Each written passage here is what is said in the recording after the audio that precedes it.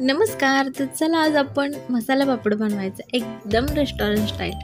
तर सगळ्यात आधी गॅस ऑन करून घ्यायचा आहे. पापड रोस्टेडची जाळी ठेवून घेतल्या, त्याच्यावरती उडदाचा पापड मस्त असा रोस्ट करून घ्यायचा आहे. दोन्ही साईडनं कुरकुरीत असं तयार करून घ्यायचं आहे. बघू शकता मस्त असा पापड आपला भाजलेला आहे.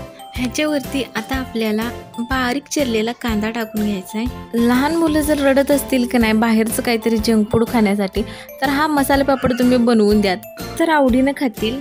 आता ह्यावरती एक बारीक चिरलेला टोमॅटो टाकून घेऊया. त्याच्यानंतर बारीक कट करून घेतलेली काकडी पण टाकून घ्यायची. आता ह्यावरती एक मी पातळ अशी बारीक चिरलेली हिरवी मिरची घेतल्या, ती टाकून घेतल्या आणि बारीक चिरलेली कोथिंबीर टाकली. आता ह्याच्यावरती थोडासा चाट मसाला भुरभरून घेऊया. चिमूटभरच टाकून घ्यायचा आहे. थोडंसं लाल तिखट पण टाकून घेऊया आणि चव येण्यासाठी मीठ चिमूटभर भुरभुरायचं आहे आणि बारीक शेव मस्त अशी पसरवून घ्यायची आहे सगळे ह्याच्यावर. थोडासा लिंबू पण पिळून घ्यायचा आहे.